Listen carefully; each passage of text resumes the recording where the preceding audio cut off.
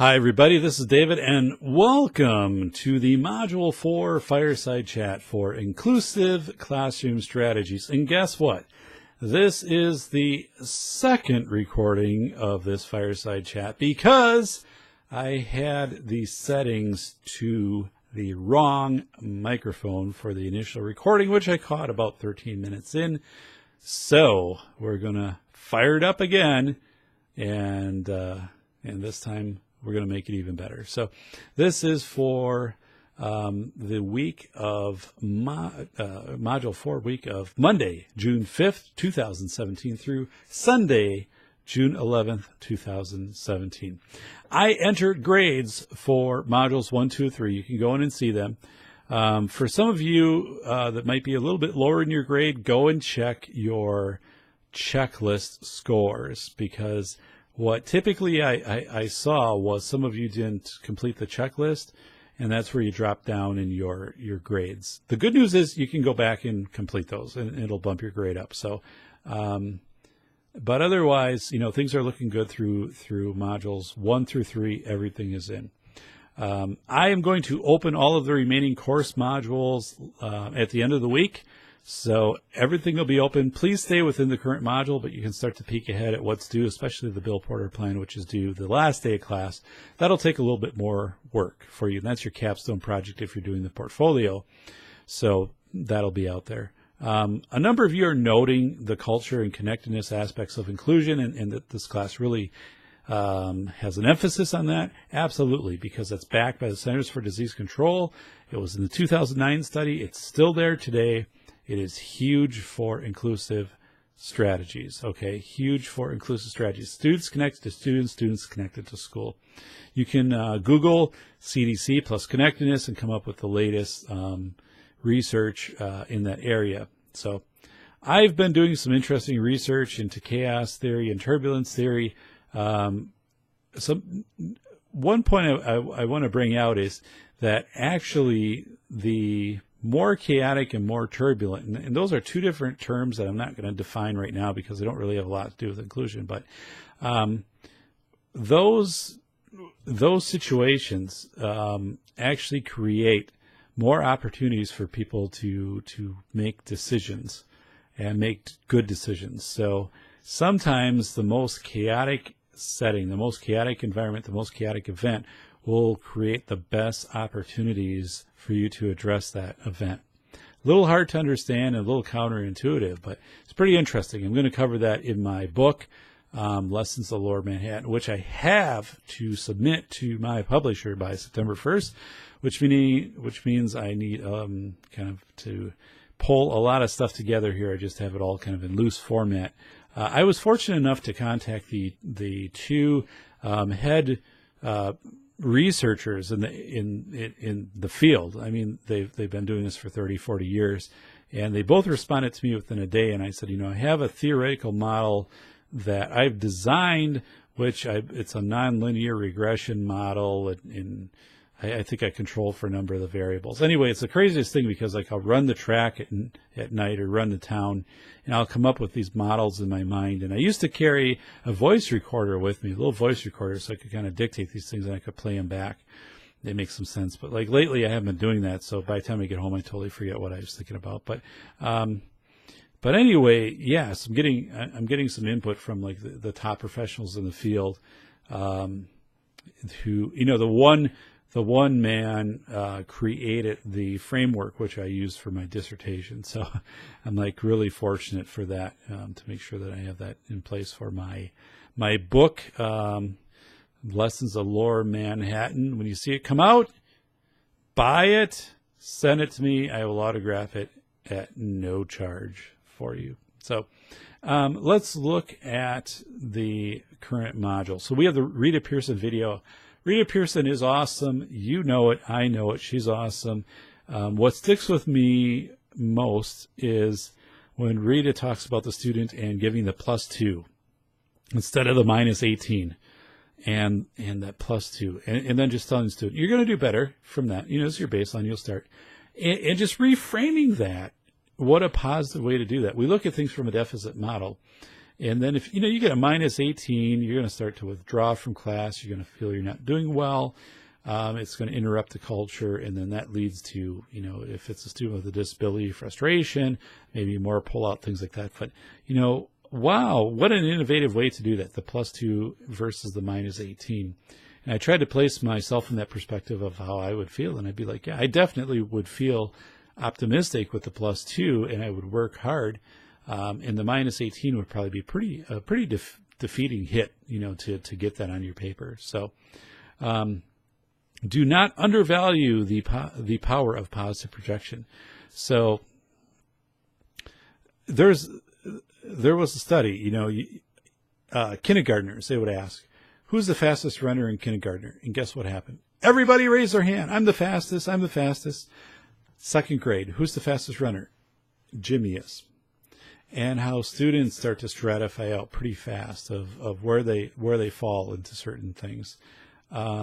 So just one of those things to be aware of, making sure that you give students different areas to validate and to have that spotlight shine upon them. I'm going to tell you the story about Diane because it's very relevant for kind of like with the Rita Pierson video of how students become very vested into Rita Pierson and her energy and her message. Diane, I worked with Diane, and she was an exceptional teacher, high school teacher of students with emotional behavioral disabilities in Wisconsin. And it was cold, okay? It was winter, it was freezing, and her car would not start over the noon hour. Frustrating, right? And she came in and I don't know, said something to her students or whatever, just, car's not starting. I'm going to have to call someone and see if they can do whatever. One of the students says, you know what? I'm pretty good at this stuff. Again, and let's frame this, like 20, 25 years ago. So, you could do stuff like that. So, and he said, could I take a look at it? So she said, yeah, here's the keys, if you, whatever. I mean, it'd be great. So, anyway, the next hour, whatever, students take a look at it. And then they come back to her and an hour later, and they said, Miss H, your car's fine. Your car starts.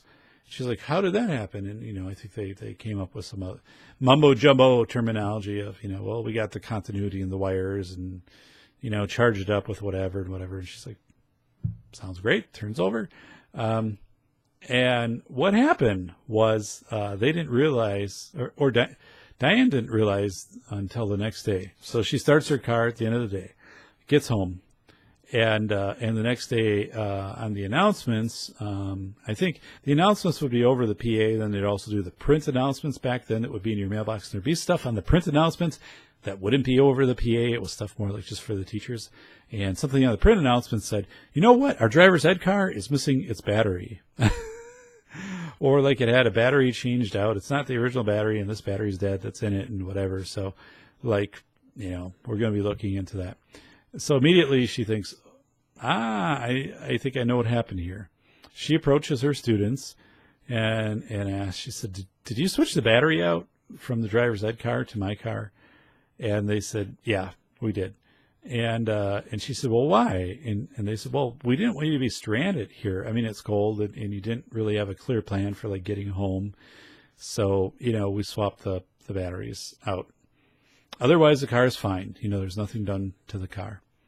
And she paused and she said, okay, I appreciate that you did that. Yeah, I mean, and it definitely shows they care about her. That is a very caring thing to do under this situation. And, these are for the students that, she's teaching a tough group of students.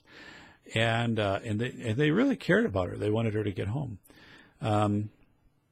So she approached the principal and she said, I know what happened here. My students switched out the batteries, and I will pay for the new battery for the driver's ed car. I'm sorry about it. But what I ask is please do not discipline these students. Just let me have a conversation with them and take it from there. And the principal said, yeah, okay, I get it. I see where the students were coming from on this, and no other harm to the vehicle. There wasn't anything damaged or anything like that. So she talks to her students and says, next time, just, don't go about it this way. But at the same time, she was cool about it and said, and with that, like, thank you.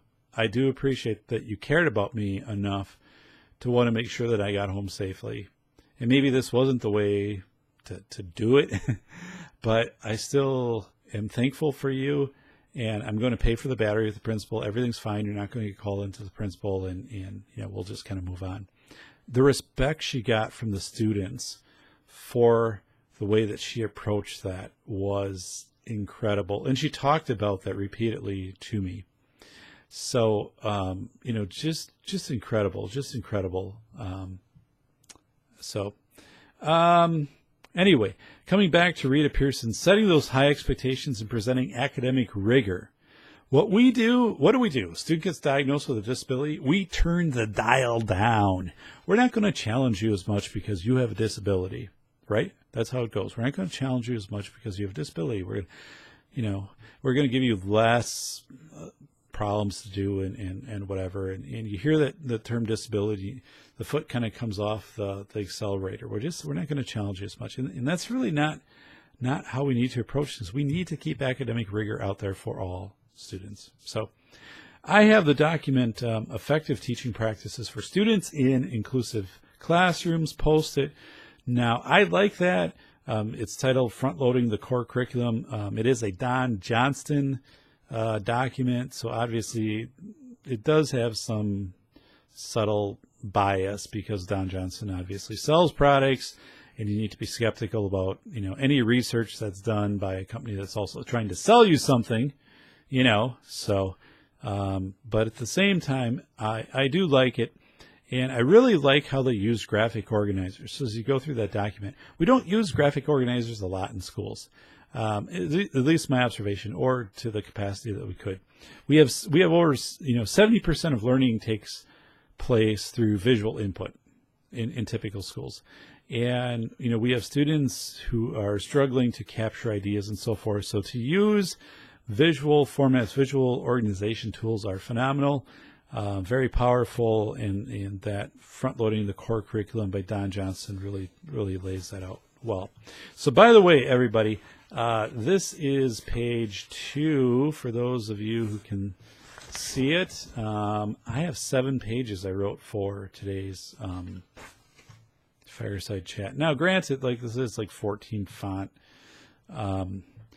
but especially the shout outs, I got a little deeper. So again, listen, you can speed this thing up on YouTube. You can go the 1.25. I do not sound like a chipmunk, and you can get through it. You can stop and start it. You can rip it to an MP3 and, go through that process, whatever you want to do. But I encourage you to listen to the Fireside Chats. I would prioritize that as probably one of the top things I would do in class, because I do address, so much and kind of give you all of the webbing to connect everything together. So we have a discussion question due Friday, June 9th, and you can select different things, but one of them is mission statement. I want to talk about that a little bit. So fun, the word fun used to appear in a lot of mission statements, okay? Or humor, something to that effect, fun or humor. So, but fun has been sanitized from mission statements, or if it's present, it's not really embraced, okay?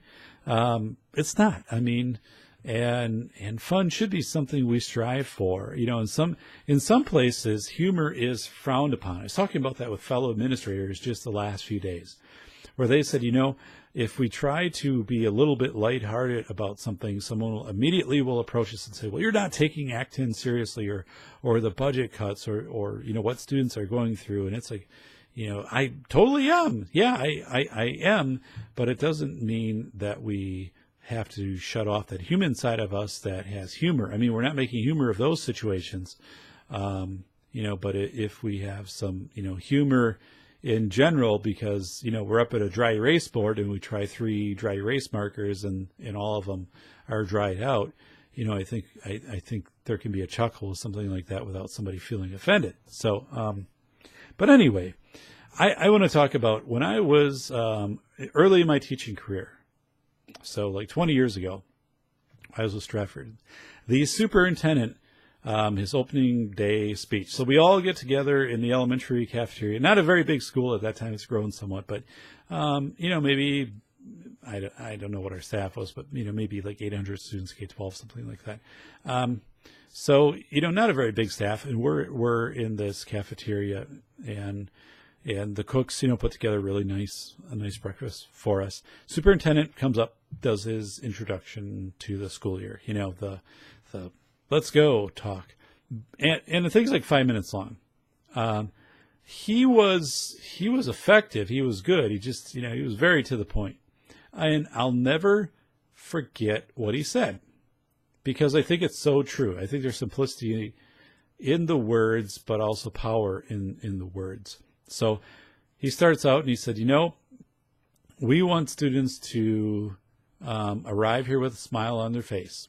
And at the end of the day, our goal is that they go home with a smile on their face. Okay? And the next day when they get up in the morning, they want to come back to school. And really, boom, that was it.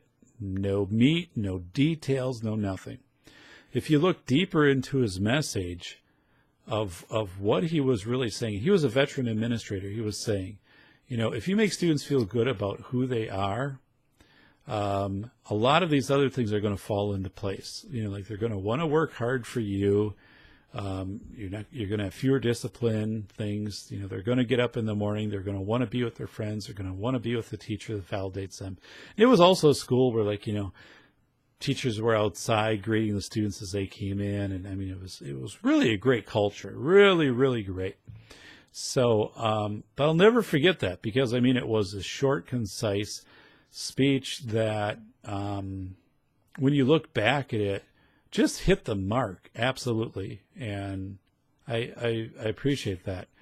But yeah, just think about it. If your students are leaving at the end of the day with a smile on their face, and they're arriving with a smile on their face, whatever you've done to work and accomplish that and help facilitate that in between, that's the power. That's the energy bar. That's what makes it all happen. So, we will soon be entering, when we get into some future modules here before long, structures to support inclusive practices in such as universal design for learning. I actually did an interview with someone today about universal design for learning. It was a student with a visual disability, and she did a phenomenal job during this interview. She'll be attending Stout in the fall, and is transferring from a 2-year college into Stout. But universal design for learning, we think about that as something the teacher has to do, kind of like a differentiated instruction. But the reality is, universal design for learning goes both ways.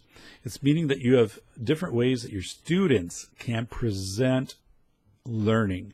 So maybe they're not good at writing, but maybe they can do something in a different way. Maybe they can do a YouTube video. Maybe they can do a rap. Maybe they can do whatever. And it's more like changing your instruction to go pretty heavy rubric based. And again, I'll talk more about that once we get into that UDL module. I don't want to overly talk about it right now, but we are going to get into that. That's my favorite module that's going to be coming up.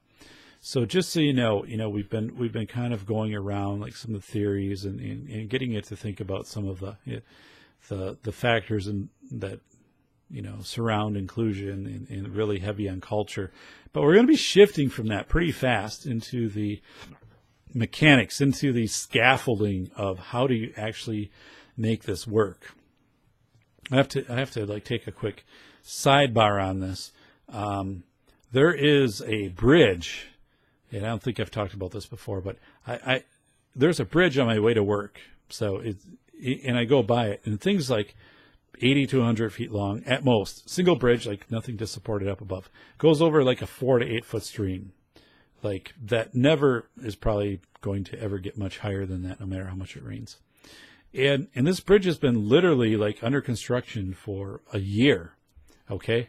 And I'm looking at this thing, and there's always an active crew. It's not it's 2-3 people working on this thing. It's an active crew and all of this stuff. And I'm thinking, they built Empire State Building in 400 days. And this project here is like, okay, come on, like let's get with it here. Okay. So, and I mean, and it is a bridge like that it is barely going to be traveled over. There's like another kind of more primary bridge, and then this is a secondary one over again, a stream that literally, like, I could probably lie on the ground and have my feet on one side and touch the other side. But I don't know. Just I had to add that. So guess what, everybody? It is shout out time. Dun, dun, dun, dun, dun, dun, dun, dun, dun, dun, dun, dun, dun, dun. It's going to cost me, I think, $100 a year to subscribe to a music royalty-free. Well, not really royalty-free. You're subscribing 100 for my radio shows, so I need to get that done.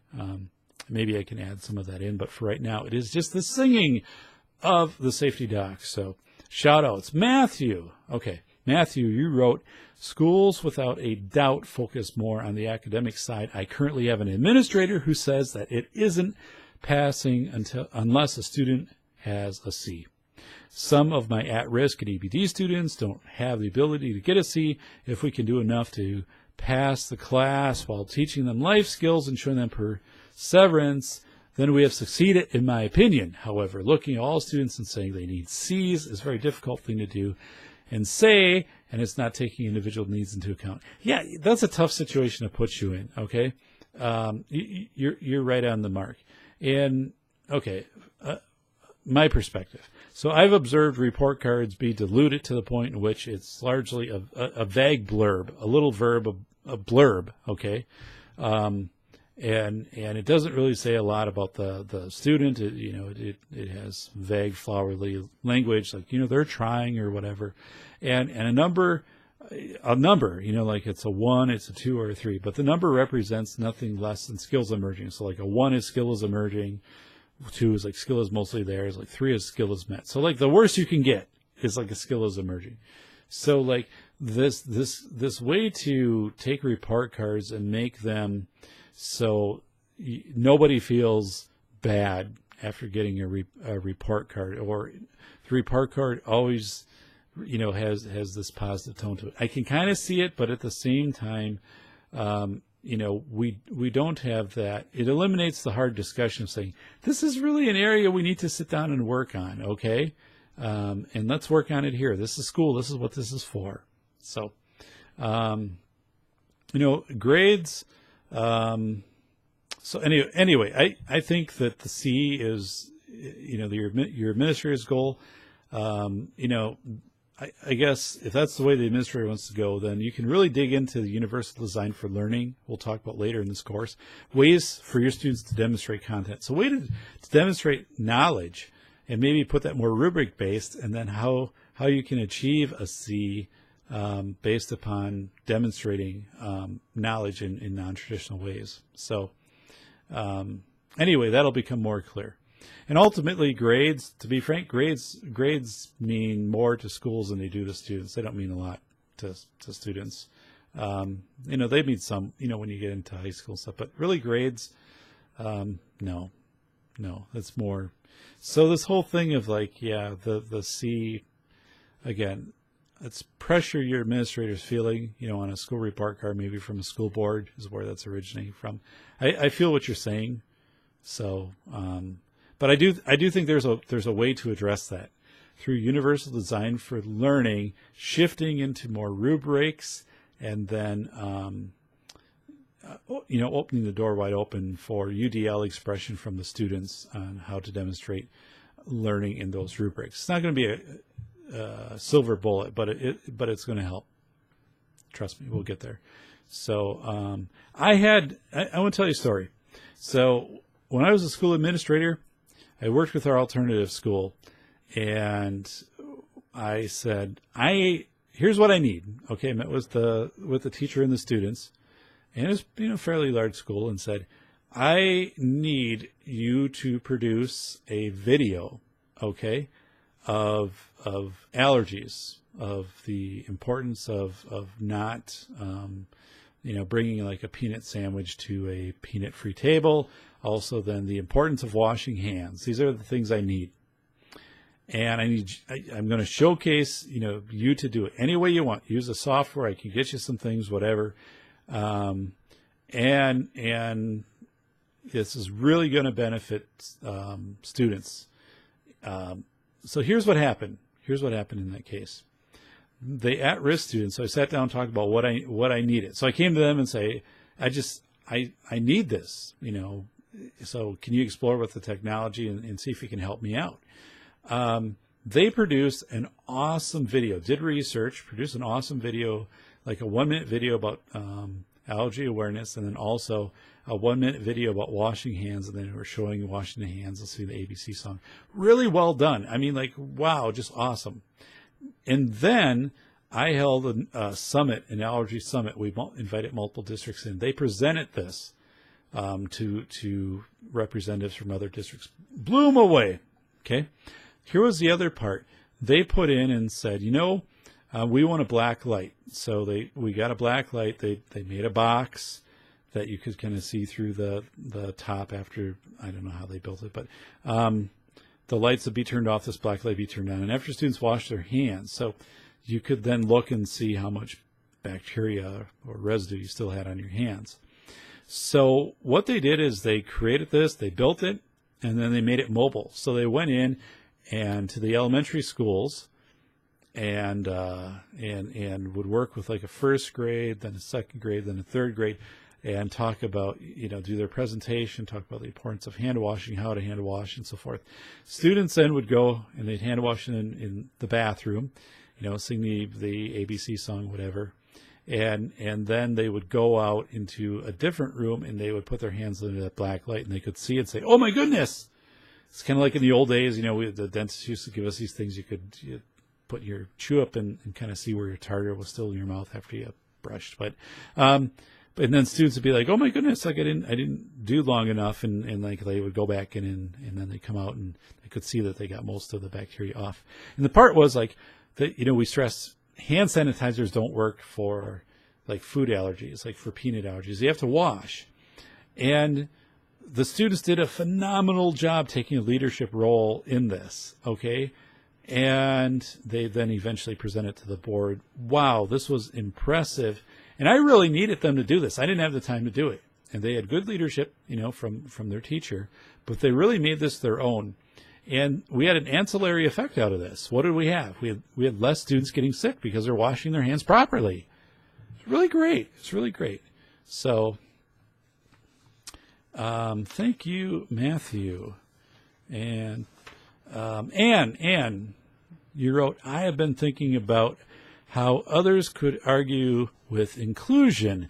The only situation that I can understand where inclusion wouldn't work is for safety concerns. If the student has behaviors that are intense and could harm other students, he or she should be segregated. However, I think helping the student identify triggers and other options can help the student to be able to return to the classroom safely. You're right on with that. Okay. Yes. I mean, if a student is at risk for harm to self or others, and that certainly impacts inclusion and impacts that student, and there needs to be a threat assessment done.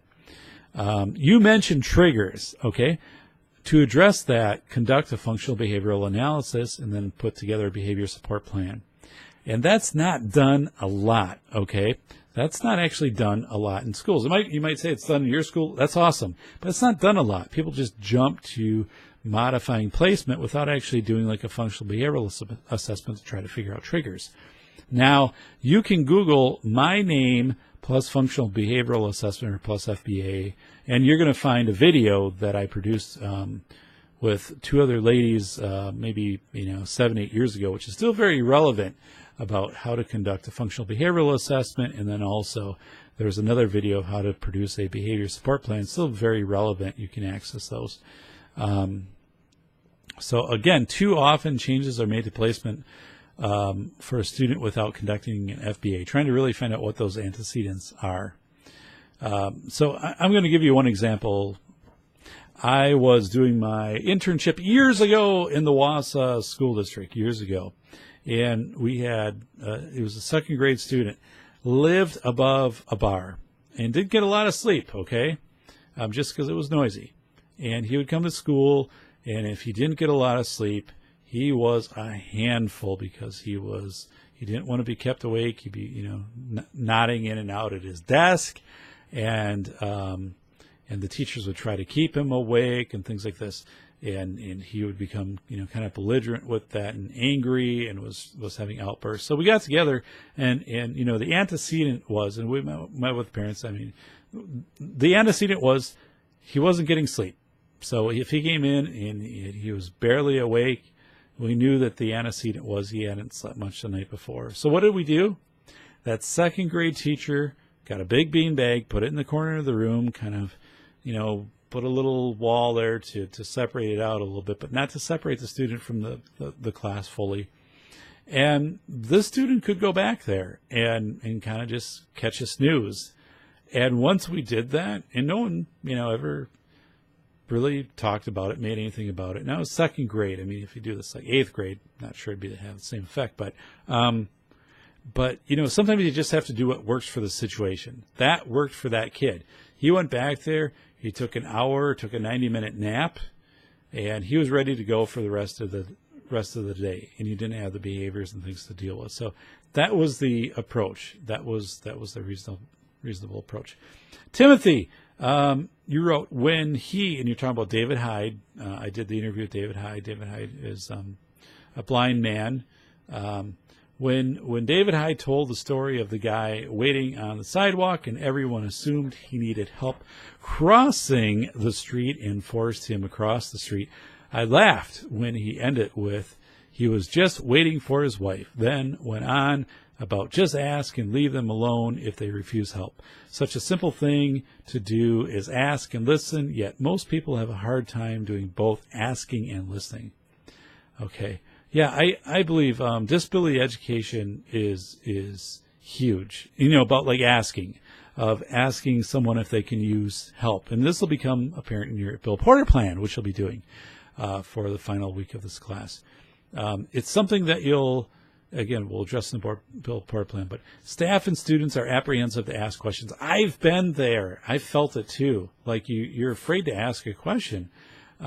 Because it's like either feel, that person's going to react negatively, or else like it's just something I should know and I don't know it and I don't want to admit that I don't know it. So that's natural, but overcome that. Just overcome that. Ask the question. And I'm glad you mentioned listening. So I remember there was a teacher that a high school student, very much did have some emotional, behavioral, needs, but generally had it under control and wasn't the kind of student to strike out at a teacher or do anything like that. But for some reason, the student was off to a rocky start on a day with a teacher, and he asked to leave. He said, I'm getting escalated, I'm not handling this well, and I'm going to go to the office.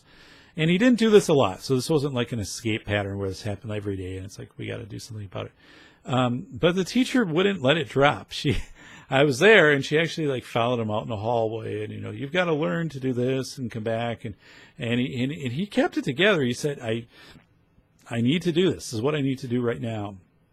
And she followed him like all the way to the office, like kind of, just like, you don't leave my class and whatever. And it's like, and he kept it together and took a seat in the office, and then she went back to her classroom. But actually, he was completely in the right the way that he handled that. He recognized what he was feeling. He wasn't overusing it, and she was aware of this, and for some reason was taking it very personal that he was leaving class. But yet he was very respectful. He wasn't swearing at her, anything like that. But we talked later. I talked with him, and I said, I observed the situation. And normally, I'm not going to take sides on something, but I said, I think you handled that very appropriately. And I do think that the teacher continuing to follow you and to ask you and to try to pressure you back into the classroom was a mistake. I said, I think you respectfully handled it, and you should have been allowed to do that. And normally, you gotta be careful with that, not to be taking the ground out from under the teacher's feet. But in this situation, I think that was also very important for this adult student to hear that, from me. And I know the principal did have a follow-up conversation with the teacher in that case, indicating, if this happens, and the student is respectful and asking this, let the student go. So anyway, try to follow where we're at here. Okay, Bonnie, your progression of inclusion timeline. I liked it. You started in 1799, and first of all, I like that because it stretches it out. It stretches it out and shows us that inclusive efforts go back a long ways. In 1905, I didn't know this. You mentioned the first course for special education teachers. I think there was like a stipend of $25, but I had never heard that before, or never read that before. So, in looking at state schools for students who are blind or deaf, a lot of those started prior to the Civil War, actually, like in Wisconsin, started prior to the Civil War, and taught a variety of skills, were very self-sufficient, typically had a farm affiliated with it.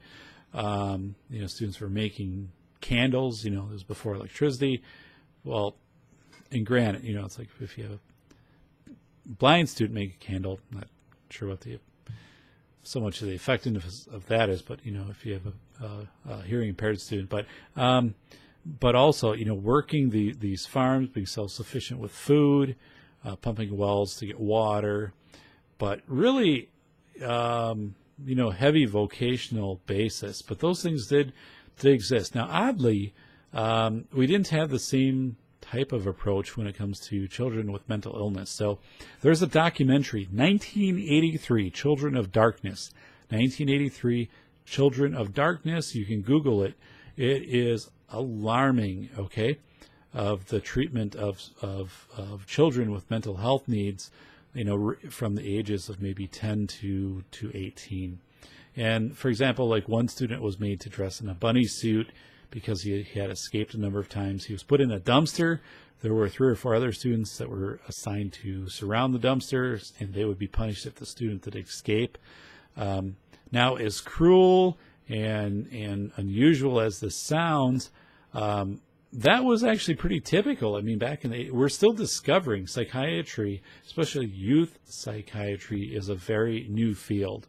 So people were kind of trying to do their best. So I don't want to throw people under the bus with this, but if you definitely with a cognitive impairment or mental illness, very much misunderstood well into the 1980s.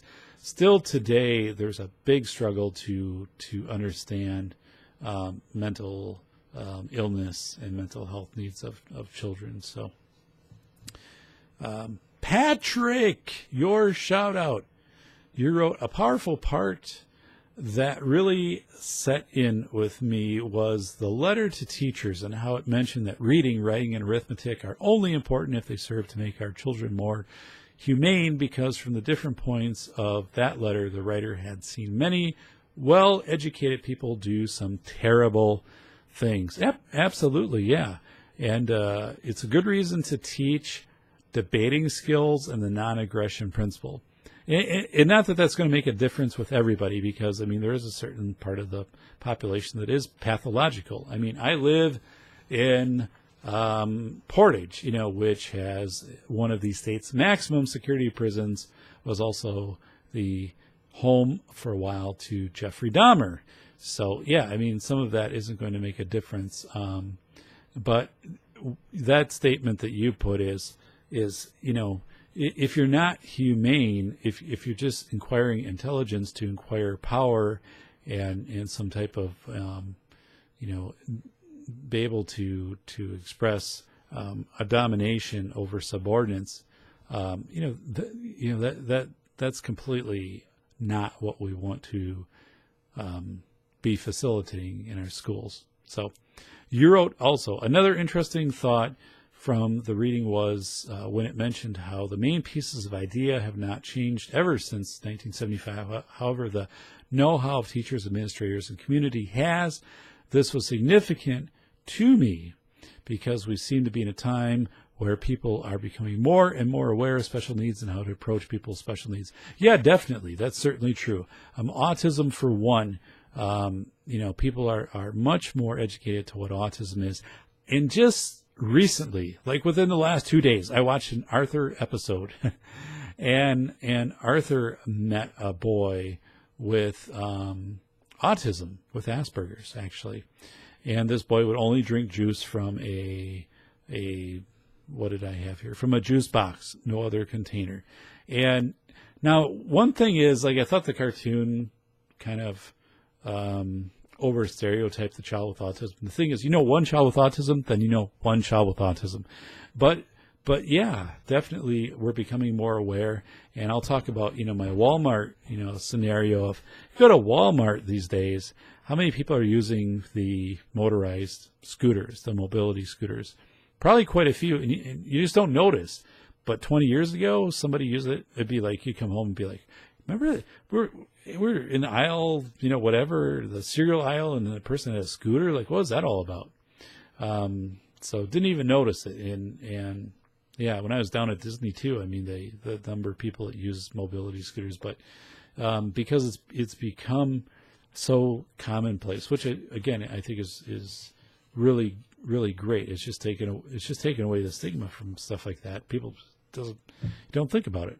Darlene, your shout out. This one made me smile. Meaningful mission statement. So your high school mission statement, which would be very hard to print on a coffee mug, by the way, unless you used a size 7 font and did not bold it.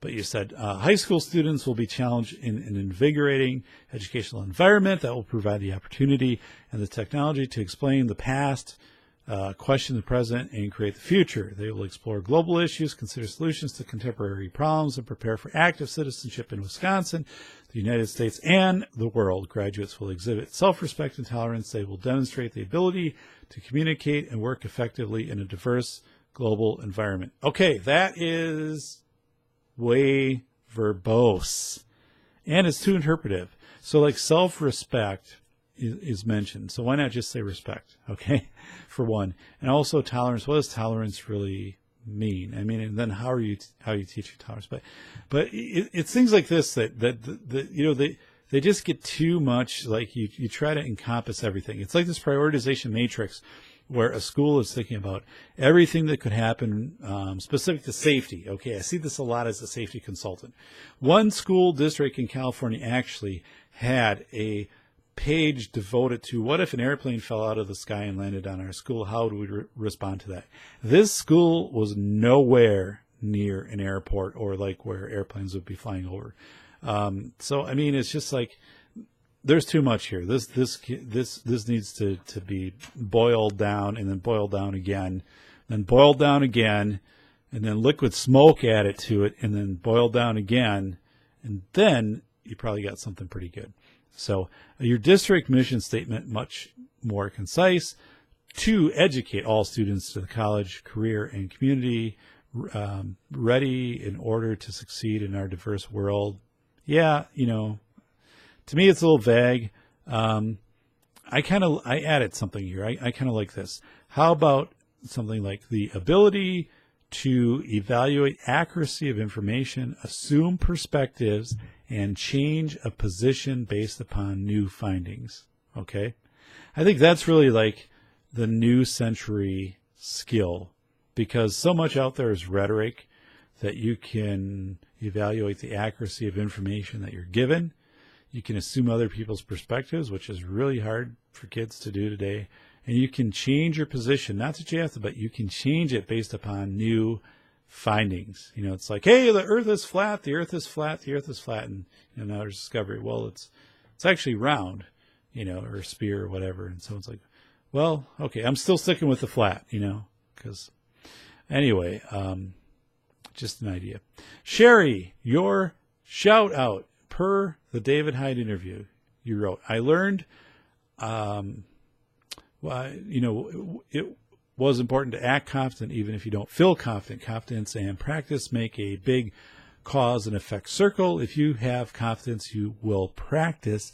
And if you practice, you will have confidence. Absolutely. Absolutely.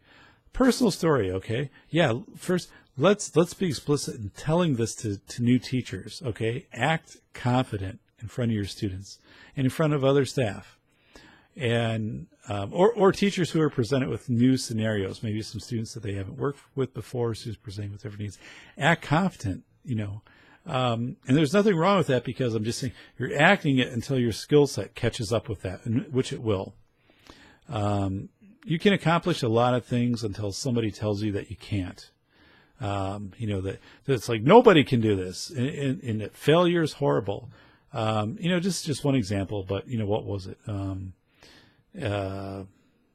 Henry Ford's life was just filled with failures before he was able to invent his vehicles. I mean, it was just failure after failure. And what Edison and the light bulb, like 1,000 different types of filaments and things like that. But each time he learned, it was like, okay, I'm not going to do it this way again, so I'll learn to do it a different way. But every time I was given the opportunity to fill in as a district superintendent in a pretty large district, I always took it. And the reason was, I figured out, well, it would be a great learning experience for me to do that. And the reality was that 99% of the time, that role is probably going to just run pretty ordinary. Like there wouldn't be surprises. And if something did kind of totally go crazy, I'd be able to get a hold of the superintendent and consult on how to respond to that. And I probably had the skills on my own to respond to that anyway. So I jumped at it. I wasn't hesitant at all to take on that role. So you kind of talked about, that confidence. And again, I think it's being explicit with students. It's not coming right out and saying like, whoa, lost a piece of paper. Like, be confident and display confidence in everything that you do. Courtney, in response to Matthew, you wrote, when we discuss data at my school, there's always someone that brings up the fact that we can't let our data blind us to completely control our decisions. We still have to use our common sense knowledge of our students' knowledge of discipline. That's true. Data retreats, I'm so lukewarm on those. I mean, I think there's some data that can be helpful. For example, I worked with teachers and we looked at inclusion data. We brought up IEPs and calculated out like how much during the day are typical students with disabilities included at third grade. And everybody guessed higher than what the number actually was. But then I put it out there and said, so what do you think about it? And I wasn't saying like, this is bad. I'm just saying, what do you think about it? And people eventually said, well, I think we want a higher level of inclusion than more. Okay. So then at the IEP meetings, let's really pay attention to that. That was kind of it. Like we'll revisit it. We've got our baseline. We'll see what we did for a change from baseline. But I didn't want to get into like a specific goal because everything is individual needs driven. But just that awareness of saying, this is where we're at.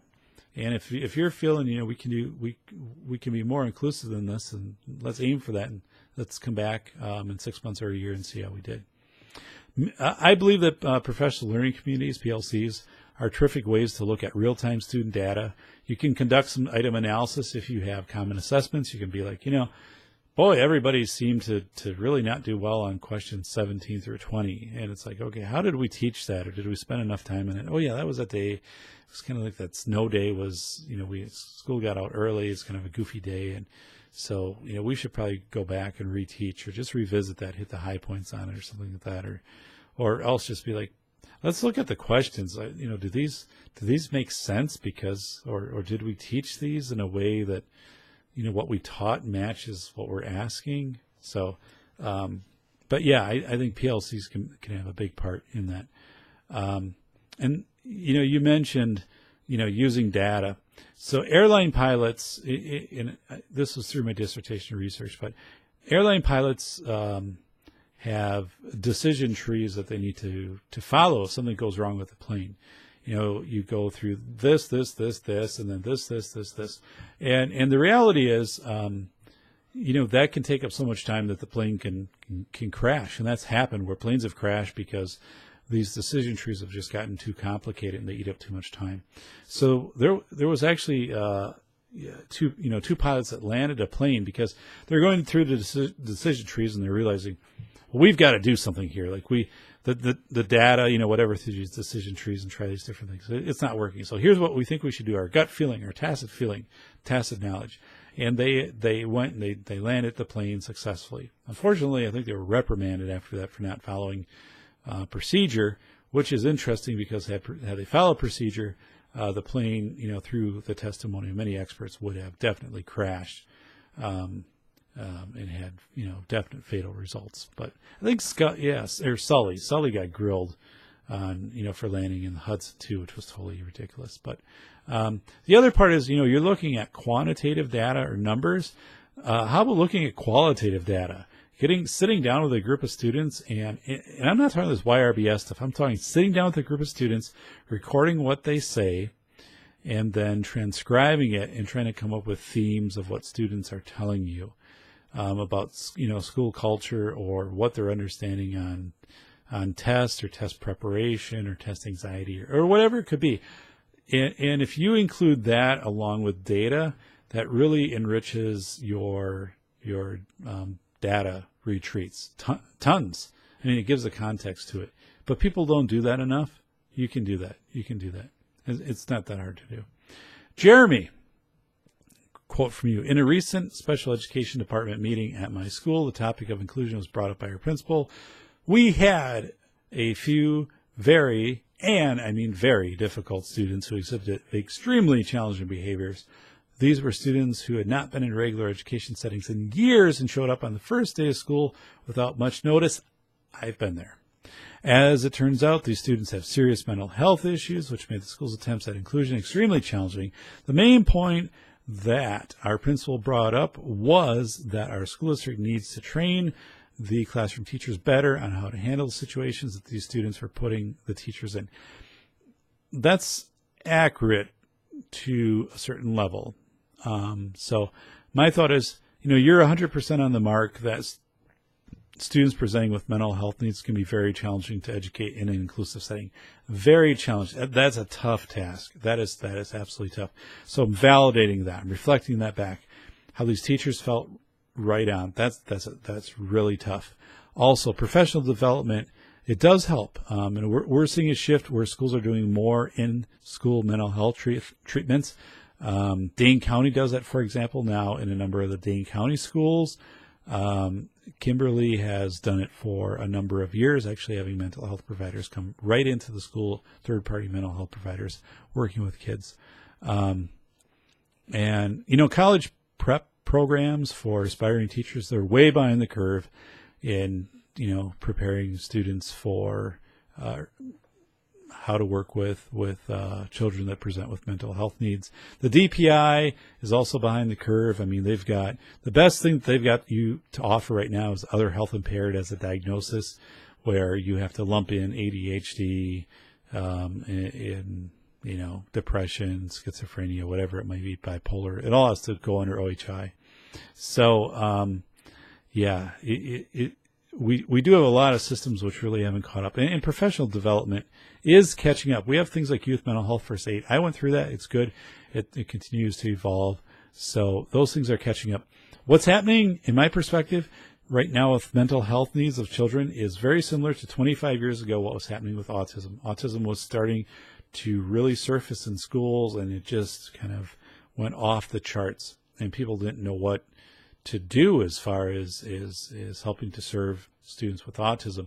And now we have, autism knowledge is very abundant. Trainings are very, saturated throughout the state and organizations. So we've grown a lot in those areas. And I think we're going to kind of follow the same with mental health. Although with mental health, we have the third part. With autism, we're not medicating. With mental health, we are medicating. So we do have this very tricky component of these mind-altering meds, which were not titrated, were not trialed on kids. So you have to figure out, the caregiver, the physician is administering these drugs, and kids are changing by the day. They're biochemical structures. So what I advise then is to get a release. Work with the parents. In most cases, parents will work with you. Get a release to the doctors and keep the doctors very apprised of how the student is presenting. Are they sleepy? When are they agitated? And so forth, things like that. But this is a tough area. I feel for you on this. This is a barrier to inclusion. The fact that these students came from an outside, it looks like exclusive placement into the school, doesn't show also a transition process. So, these are tough. I'm glad you shared these. Now with this, it doesn't mean that this is impossible. I worked with a district, that had a small district, like 500-600 kids, K-12, and they had a group home. The group home accepted the hardcore Chicago kids in this group home who had burned out of the Chicago school system, and the group home took them in. And the district fully blank slated and embraced these kids. And after a while, the facade kind of wore off on some of these kids. And I'll never forget one specific kid I want to talk about. Okay, his name is Ben. Ben had an artificial leg. In Ben's file, he had beat another student with his artificial leg and was suspended from school.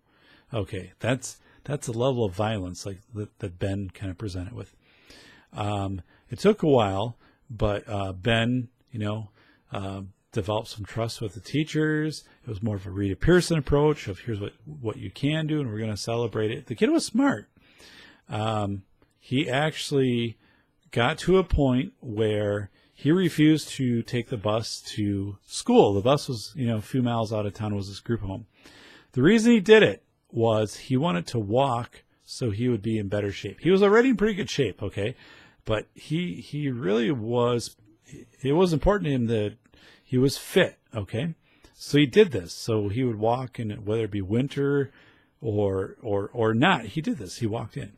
And he became, much more pleasant, was doing his work, went on to culinary school somewhere in Minnesota, graduated, came back, thanked his teachers. This all happened from a kid that arrived, and his behavior files arrived like in photocopy, or not photocopy, but like the paper, like the 500 sheet reams, but the box that holds like the 5 reams, like the big box, like a couple of those marked like Ben 1, Ben 2, Ben 3. And if you read through these, it was terrifying. But yet, that you take that kind of with a grain of salt. I mean, not that you dismiss that, but it was one of those things where there was a lot of the environmental influence on Ben, and the vesting that the teachers put into him, he responded well to that. And actually, in that school, that was very typical. That the students did kind of put those facades down pretty fast and build a rapport with the staff. And the student body also was very, very encouraging, accepting. So, Andrea, you wrote, I believe if we were able to spend more time working on social skills and taught students coping skills, we would see a decrease in the behaviors in the classroom.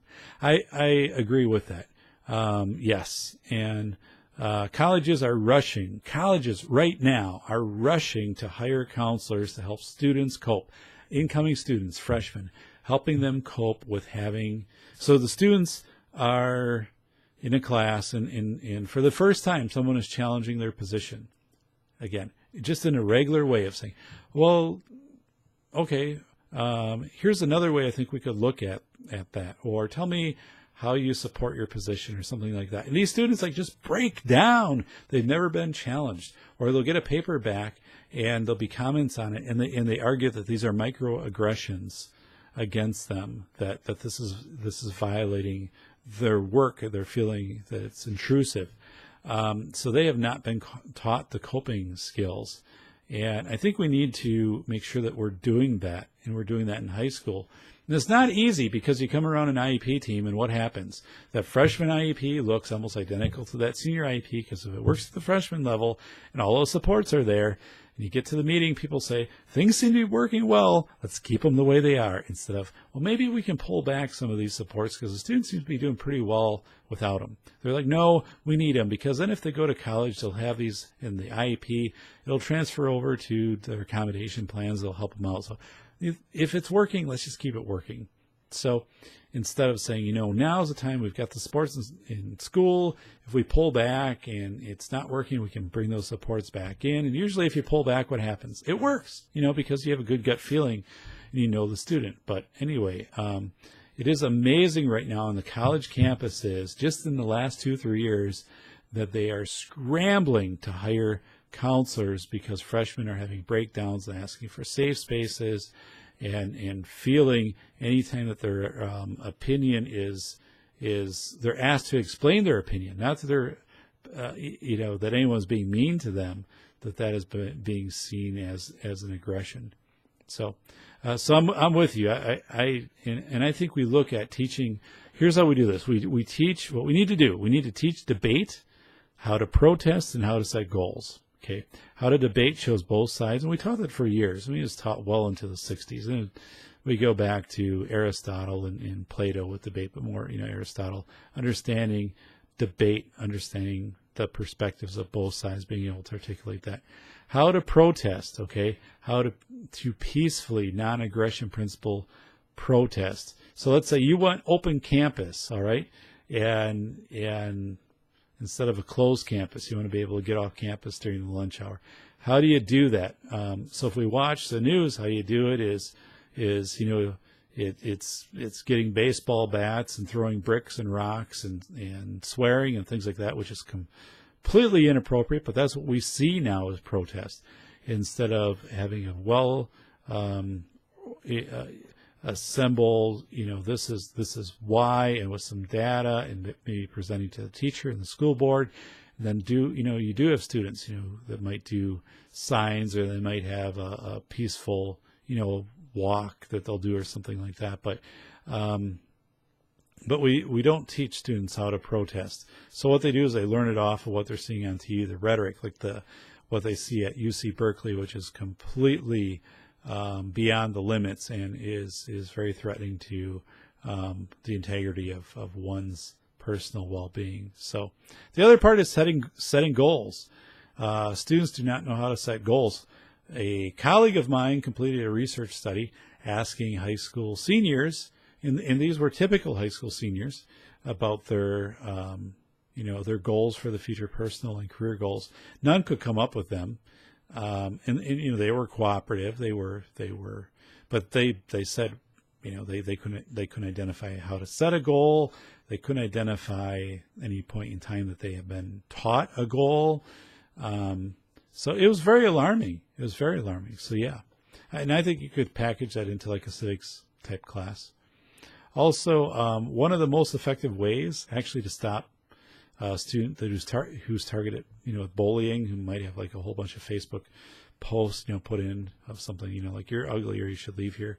What works really well against that, what's been proven, is like just this massive, overwhelming approach of like positive statements from like parents, from other students and things like that come in and, we're glad you're here, you're whatever. And it typically, in most cases, then whoever is doing the targeting backs off on that, because they're like, well, I'm not going to deal with this. I'm going to move on, or they're just going to lose interest in it. And if they know that each time they kind of start that fire, they're going to be stomped out, it extinguishes it. So it's really a positive way to approach, again, like that bullying. So, Kirsten, you wrote about a mission statement. And I'm quoting you, I really wanted to emphasize serving the community because as a grade, we participate in community service days each year. The 8th grade project is cleaning up the local cemetery, getting it ready for Memorial Day. The students also learn to take care of gravestones, the importance of a cemetery to reduce vandalism. So that's admirable. I do appreciate service-based learning. I think it's very important. And again, you can take that, you can wrap whole curriculum into that. Or a lesson. You can talk about history. You could have people as they're doing that, denote the dates on gravestones, okay? And you could denote even names on gravestones. So you could come back and graph out, like, here were the different ages, and you could look at a timeline of history and say, here's what was happening when this person was alive. Here's what they were experiencing in the world. Here's some of the names we saw, and we're trying to find out what the origin of these names were, and they're from like Norway or something like that. But I mean, so you can take these and pull these projects and be very cover a lot of bases through these community projects. But I really commend that's being done. Also, I wanted to include personal goals because some students may need to focus on these goals more than just academics. Yeah, and I talked about that just before. Goal setting helps students understand their purpose and their agency, and also their reconnaissance skills. Reconnaissance skills in meaning, and is this it? Are we done here after 7? I think we might be. I'll double check. But reconnaissance skills, or teaching students, like once they go out into the world, if they're going to another state, or they're learning new things in a different environment, that they kind of get a feel like, do I like this? Do I like working in this area? Do I like living in this area? Hey, you know what? Like, I love like hiking. I love rafting. I love things. So maybe like, here's a place I might want to learn about where I can do that. And not everybody is cut out for, staying in Wisconsin. Some people are, and some people move here because they love the winters and the winter sports. Me, if it was me and I'm setting my goals and trying to really understand myself, I'd be like, you know what? I'm not a big winter person. I'm not into snowshoeing, skiing, snowmobiling, that type of stuff. I am into biking. I'm into running. So for me, understanding that early on in my personal goals might be that I'm going to maybe seek to live in a climate which is going to allow me to do that more often than I can in Wisconsin, and also maybe a career that's going to allow me the flexibility to work in some different states or something like that. So let me just go through here. Kirsten 1, Andrea 2, Jeremy 3, Courtney 4, Sherry 5, Darlene 6, and 7, Timothy 8, Bonnie 9, Patrick 10, Matthew 11. We got through all of them. All right, I'm just going to show these again. Dun, dun, dun, dun. 7 pages, folks. You guys are worth it, though. Absolutely. I really, really am enjoying this. Really enjoying this class very much with all of you. So continue to be active posters, okay? Continue to be active posters. I know we're in the summer, all right? And you've got trips planned, and you might be doing things for school, or if your kids are in swim, my kids are in swim and things like that, or other trips. But you've signed up for the course. I am going to make everything available. It's ahead of you. Go in and make sure you're getting things done on time. Okay, make sure you're getting things done on time. Now, once we get to that last module, frankly, like if you want to turn your Bill Porter plan in early in week 7, like if you want to go June 25th and turn it in, that's fine. Then boom, you're done. So, that's going to be up to you. But again, I am going to post everything just so you have ample time to work on things. Be active. Be active. Check the class. If you're not checking every other day, you're not checking enough. And please listen to the Fireside chats. This is where I think I can bring in the anecdotal stories. I can kind of bring it all together. If you're prioritizing everything that you're going through, put this toward the top of your priority list. So that's it, folks. It is a beautiful June 6th, and it is interesting. A number of you did give me a shout out for my anniversary on June 2nd, and actually my wife and I are renovating, not ourselves, but we're having through a contractor who's done a lot of work on our house, a complete bathroom renovation, our main bathroom, like completely gutted, everything gone, drywall, every tile, it'll be completely empty down to the studs. and it's going to be reconfigured a little bit. So we've been working, the layout will be a little bit different, but the bathroom's original to the house. We have a nice house, but the bathroom is original. We never did anything to update that. And it's time, and especially with two daughters, they need more space. So we're building in a floor to ceiling cabinet will be part of this renovation, which will have a ton more space than what we currently have. So that's kind of the celebration of the gift to each other, that we had given for an anniversary, and very happy with it. So about 2 weeks, the contractor will be here and we'll do the demolition, and then immediately when that is done, we'll start. The plumber will be here and reconfigure the plumbing, and the heating ducts and some things have to be moved, and some electrical, and then they'll start getting in on everything. We are tiling all of the walls except one from floor to ceiling. So it's going to kind of be a different look and some accent stuff. Our builder was real hip on it, and I kind of like the idea. So we'll see how it turns out. Not originally at all what we were thinking, but yeah, all of the walls except one are going to be tiled from floor to ceiling. This is big porcelain, like 12 by 12 tiles. So should be pretty cool. So yeah, excitement about a bathroom. So inclusion of inclusive strategies. Make sure, again, you're accessing class. We're getting into a pretty rapid pace here, and Universal Design for Learning will be coming up in a couple of modules.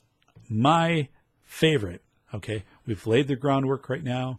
Some of you have posted too, like, it's been kind of overwhelmingly positive toward inclusion. Well, yes, obviously, because I believe inclusion, but I also believe in least restrictive environment. So when you're telling stories about students who are coming back from a completely excluded environment then to an inclusive environment, that doesn't sound like that was probably handled the best. Although I know that happens because that's I've been there. Okay, so.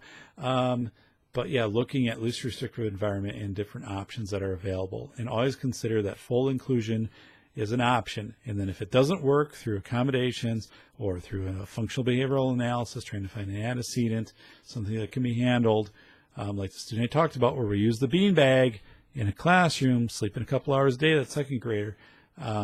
If you can't do that, then you look at more restrictive environments. But you always consider that regular education setting. So I wish you well. We have a wonderful weather week ahead of us. I am wrapped up for the year. 1 week from now, I am on summer vacation, and I need to get writing like crazy. So I have my book into my publisher. So yes.